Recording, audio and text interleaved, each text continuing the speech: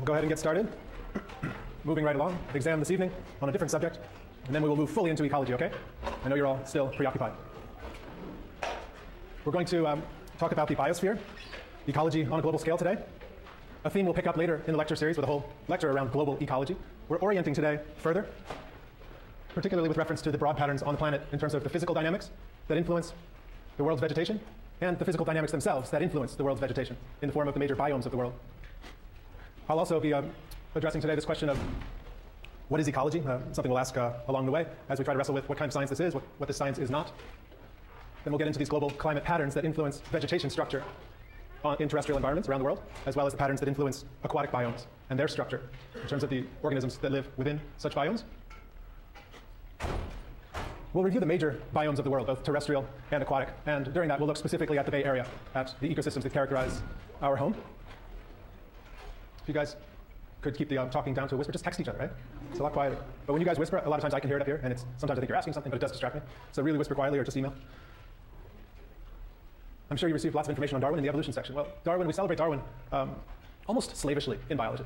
We bow to the feet of Darwin. Well, you know what? Darwin was a pretty remarkable scientist, and he deserves a lot of the praise we give him, including by ecologists.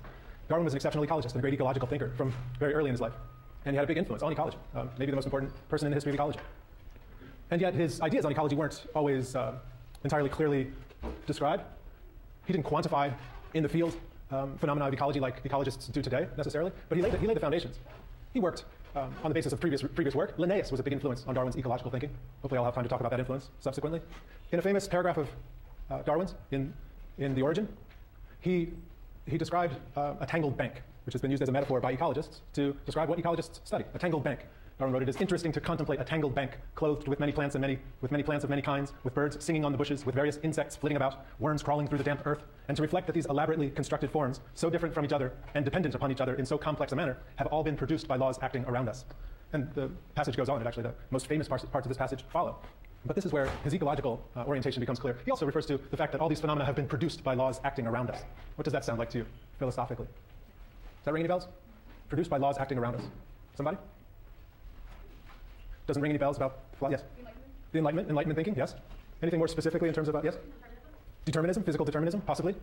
Uniformitarianism in particular, the notion that the laws that act around us today are those that created phenomena in the past, and that we shouldn't assume laws in the past that we don't see acting around us today without additional evidence.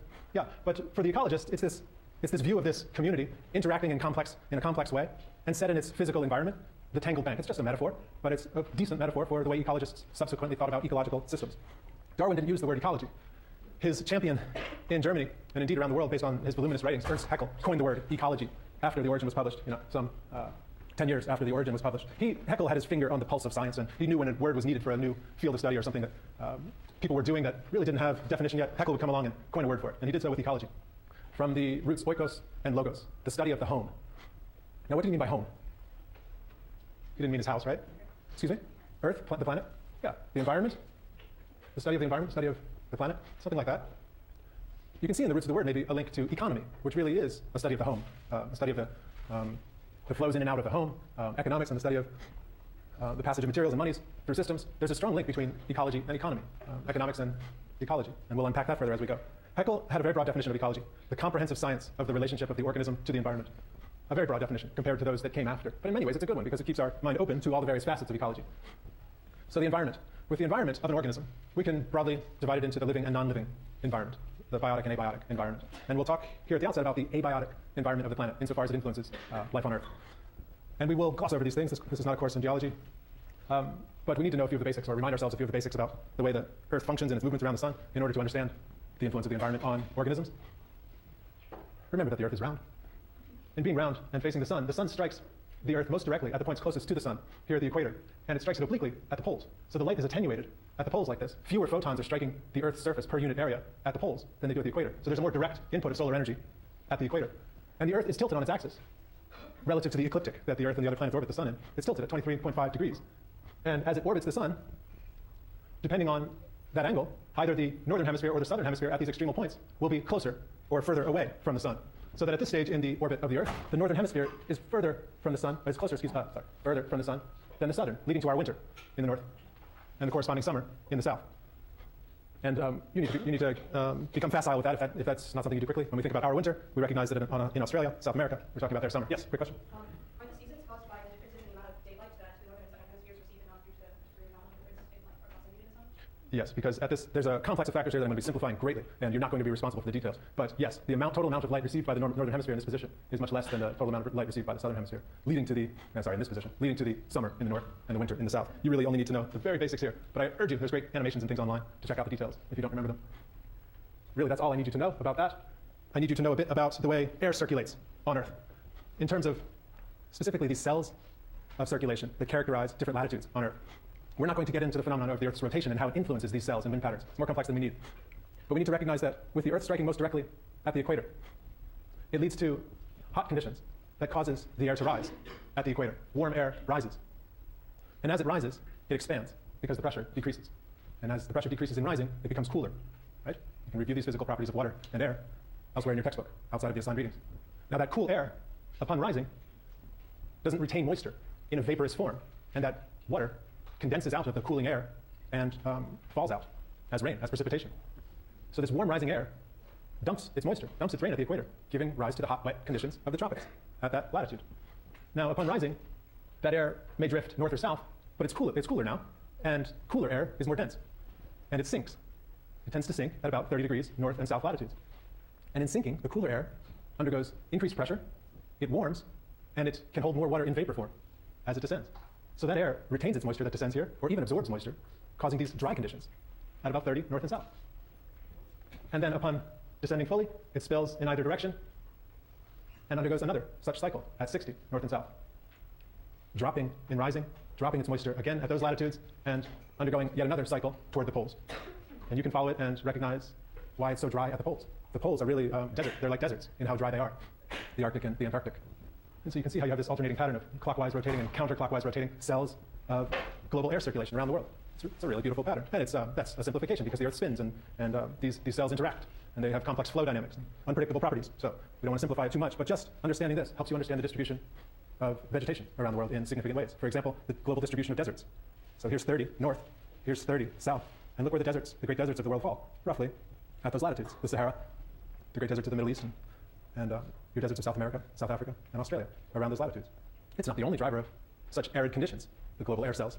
There are other drivers that I'll talk about. For example, rain shadows. It's one of the big factors in producing the Gobi Desert, the role of the Himalayas in creating the conditions behind them. I'll address that now or soon in a couple slides. Just another way to see the deserts of the world through a map on the distribution of chlorophyll, basically a view of photosynthetic activity or leaf area coverage on the terrestrial surfaces and phytoplankton in the oceans. The deep blues here in the oceans are actually less phytoplankton. Marine chlorophyll, the deep blues are the least, and your more colored areas, particularly along the coastlines, are increased phytoplankton activity, where in the terrestrial environments, your deep greens are your heavy chlorophyll cover, your equatorial forests in particular, but also your eastern forests in the US, the great boreal forest zone of the northern hemisphere, but your deserts, right? You can still see the arid regions here through their lack of leaves, lack of chlorophyll, the Sahara, and then into the Gobi in Australia. It's such a dry continent in the interior, Australia is. This is the effect of highlands on rainfall patterns that does influence places like the Gobi Desert or the Great Basin of Nevada and parts of Utah. From the effect of the Sierra Nevadas, the Mojave Desert. Many of you are from Southern California. The Mojave Desert, again, a rain shadow effect. The effect of highlands on air that comes, say, off of an ocean, laden with moisture, that in rising, upon hitting a highland, an elevated land surface, will be forced to rise. And in rising, pressure goes down, the air cools, it can't retain its moisture in vapor, and it drops the moisture as precipitation on the windward side of the mountain or hill. As it peaks and descends, it warms and holds more moisture, leading to the arid effect on the leeward side of the elevated area. And this can produce a true desert on this side, the Mojave. Various deserts in the Caribbean on leeward sides of mountains. So it's a major factor, that topography and its influence. Let's look at another historical figure, someone who influenced Darwin quite a lot. This guy, Humboldt. There are said to be more places in the world named after Humboldt than any other single individual. He traveled so widely. Lots of places in California, of course, named after Humboldt. Well, his travels and writings were a great inspiration to Darwin. And it's one of the reasons Darwin went off and went around the world, because he was so excited to have adventures of that nature, scientific adventures of that nature, a la Humboldt. Well, Humboldt was sensitive to these major differences in vegetation patterns in the context of the abiotic environment as he moved around the world. So he was one of the first to really make clear these distinctions in biomes around the world as a biogeographer, a plant biogeographer. When we look at vegetation, and by vegetation I mean the whole complex of visible plants. For a human being, when we look, we're talking about what's visible to us, and the physiognomy of a vegetation is how it looks on these broad scales. And you walk into the East Bay Hills in certain areas, it might look like this, with scattered trees, with some grassland, with some eroded hills in the background. It's the sort of the morphology of a landscape, the external appearance and morphology of a landscape. And I want you to try to become sensitive to how time-bound physiognomy is. When you go out into the parks and you look at a system like this, you need to think in a deep time context. You have to realize that this has a long history of dynamics, a system like this. If humans were to walk away and to pull their cattle, would this system continue to look like this physiognomically? Those are the types of questions we'll ask when we look at natural systems. Would these hills be exposed and so smoothly rounded? Were they 15,000 years ago before people arrived? Some of those questions can actually be studied and tested through paleogeological means, paleobotanical means.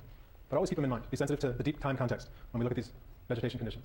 Here's another thing you might see if you walk out into the hills, even around here in Southern California. It's a characteristic woodland, shrubland type vegetation of coastal California. It has a unique name here in this part of the world. It's called the chaparral, right? This woodland, shrubland type physiognomy. It's a word that's used around the world, but it's specifically a word for the type of vegetation we have here in coastal California. It's analogous, this vegetation type, to similar woodland shrublands around the world that have similar climates to ours. In Europe, you have these a similar vegetation, a bloom of broom in Europe. Broom is a type of plant that's common in a system like this, and when they bloom together, South Africa, the fynbos, these beautiful ecosystems of the Cape of South Africa, around Cape Town, for example, it's another shrubland characteristic of an environment that has a climate similar to ours. In Australia, let's use Australia to look into the abiotic basis for such a vegetation type. It's called a Mediterranean climate. What we experience here is really a Mediterranean climate. We use the word Mediterranean, obviously taken from the Mediterranean Sea region, where this climate is typical. Well, it's typical of the Bay Area as well, with an interesting difference that we'll talk about. And it's typical, more or less, of Perth, Australia. So when we're thinking about the abiotic influences on the vegetation, it primarily boils down to temperature and precipitation. Those are the two main drivers of the broad aspects of these systems that we can monitor. A Walter diagram is really helpful in assessing at a glance the climate of an area. So here's a Walter diagram with temperature on this axis in increments of 10, and precipitation on this axis in increments of 20 millimeters. So 10 degrees centigrade corresponds to 20 millimeters of water on the two axes. And you have to build it that way. Walter said, if my diagrams are going to function at a glance, you must put them in exactly this way, from 0 to 100 and 0 to 200, with 10 degrees centigrade equating to 20 millimeters of moisture on the two axes. And then you can line up your 12 months of the year and plot precipitation and temperature. And here's our temperature curve for Perth. It becomes warmest when? In the summer, right? These are the summer months in Australia. It's warmest in the summer. And precipitation declines. So that area is driest when that area is warmest. And on a Walter diagram, when the precipitation curve dips below the temperature curve, you basically have a condition of water stress for the plants. So this is a time, this area in here, these corresponding months here, when there would be water stress, and it's not likely to have much growth activity on the part of the vegetation. You can also have a cessation of growth activity if you get below 0 degrees centigrade, because many of these terrestrial plants will have trouble growing when it's frosted outside or freezing outside. So that's the Mediterranean climate in Australia, and it would look pretty similar here in California, but switched because we're in a different hemisphere, right, in terms of the months. We'll look more closely at that in a minute. But here's that other factor that's so important here in the Bay Area in the context of our Mediterranean climate. It's foggy today. I drove to campus, and the visibility was extremely poor. Thick fog today. Now, this is another one that I'm going to simplify. Fog is the reasons why we have fog here. There's a complex of reasons. I'm going to give you one major reason why we have fog here, and one of the reasons it tends to cycle. The fog pattern tends to cycle, especially in the summers here in the Bay Area. And I'm going to do that by quickly stepping forward, because a major generator of this fog has to do with this cold current that comes down from the north. These ocean currents are not a big part of what I'll require of you, but recognize that this California current is a cold current. And when that cold current either encounters a warmer current or just encounters warm air flowing above it, it can generate fog over the ocean. But then how is that fog pushed or pulled onto land? Well, it can be either pushed or pulled onto land. A cold pressure system in the atmosphere could descend here and push it onto the land. But the phenomenon I'm highlighting here that's so neat, particularly in the summers, is the way the fog is pulled onto land in this area. And it has to do with the fact that warm air rises and cool air descends. Because we wake up in the morning, we have fog over the coast and a bit on the land. And the sun beats down in the summer, and it warms the land. And that warm air starts to rise and forms these columns of rising air. And the vultures get all excited, and they start to spiral together, and they use those thermals to rise up to high elevations. And that warm air rises, and as it rises, it cools, of course. And it becomes more dense, and it sinks over the water. And so it creates a cell of warm rising air that pulls the fog that's offshore onto land. Well, what happens when that fog is pulled onto land by that cell? What happens to temperatures here on land? They drop. It's cold when it's foggy. And that tends to break down this cell of circulation. And so as it cools, you don't get the fog being pulled. The sun beats down and causes, so when it cools, it stops pulling.